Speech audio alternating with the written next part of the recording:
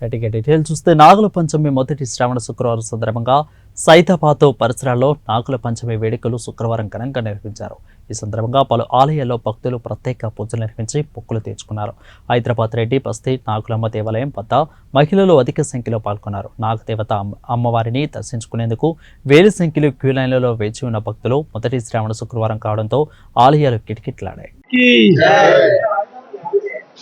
ఈరోజు నాగుల పంచమిని పురస్కరించుకొని పొద్దున్న నుంచి బస్సులో ఉన్న వాళ్ళు ప్రత్యేకంగా మహిళలందరూ వచ్చేసి నాగులమ్మ దేవతకు పూజించుకొని, అలాగే సుబ్రహ్మణ్య స్వామి దగ్గర ఉన్న నాగదేవతకు పాలాభిషేకము మరియు నీరాభిషేకం చేసుకుంటూ పెద్ద ఎత్తున బస్సులో ఉన్న మహిళలందరూ వచ్చి ఈ యొక్క కార్యక్రమంలో పాల్గొనడం జరిగింది. అదేవిధంగా గత 10-15 సంవత్సరాల నుంచి ప్రతి నాగుల పంచమికి అన్నప్రసాదము చేయడం జరుగుతుంది.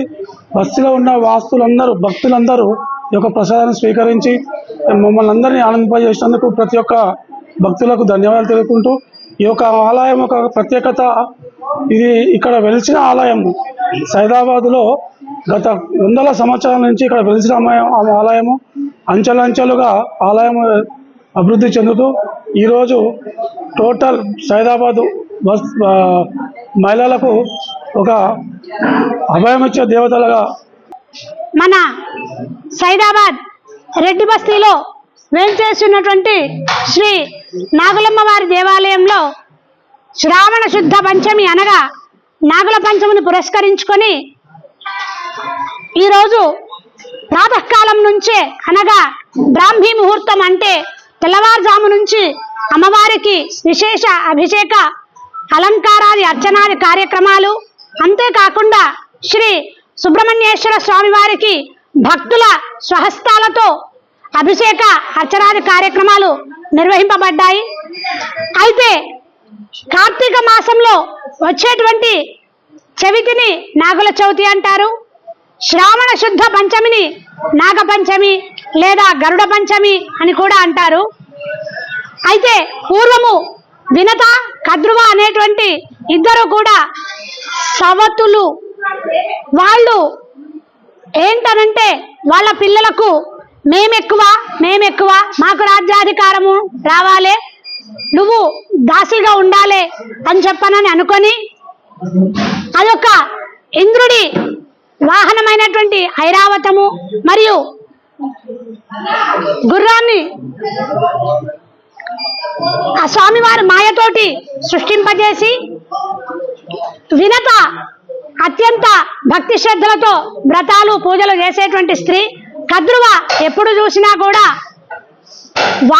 వీళ్ళు బాగుపడితే ఓర్చుకోలేనటువంటి అసూయ కలిగినటువంటి స్త్రీ కాబట్టి తన కొడుకుల దగ్గరికి వెళ్ళి ఈ యొక్క రాజ్యాధికారాన్ని మనం ఎలాగైనా చేత చిక్కించుకోవాలనేటువంటి ఆలోచన చేత తన కొడుకును ఒక నీలమైనటువంటి సర్పరూపాన్ని ధరించి ఆ యొక్క అశ్వం అంటే గుర్రం యొక్క తోకను చుట్టుకొని ఆ గుర్రానికి మొత్తం తెల్లగా ఉంది, తోక మాత్రమే నల్లగా ఉంది అని చెప్పి ఒక పందెం కాసి ఆ పందెంలో పెద్ద ఆమె అయినటువంటి వినతను ఓడించి ఆమె చేత ఆ కద్రువకు దాస్తిరికం చేయించుకుంటుంది.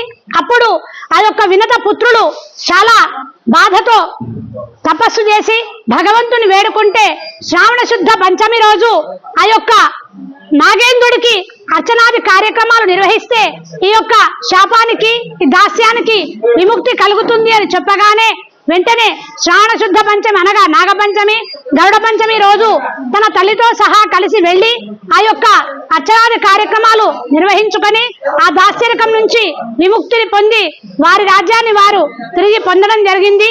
మనకు కూడా భగవంతుడు ఇచ్చినటువంటి అదృష్టం ఏమంటే ఈ యొక్క సైదాబాద్ రెడ్డి బస్తీలో వేంచేస్తున్నటువంటి నాగులమ్మ ఆలయానికి 500 సంవత్సరాల చరిత్ర కలిగినటువంటి ఆలయము. అమ్మవారు సాక్షాత్తుగా వల్మీక రూపం అనగా పుట్ట రూపంలో ఈ రోజుకు కూడా పూజలు అందుకుంటున్నటువంటి బంగారు తల్లి ఆ యొక్క నాగులమ్మ.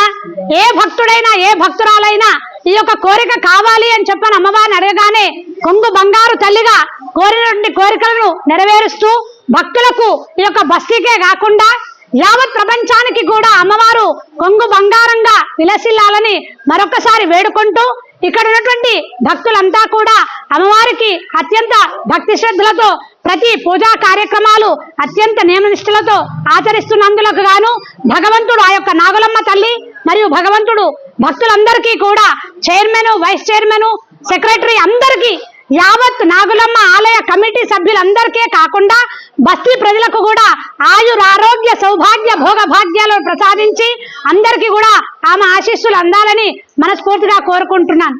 జై మాతాకి.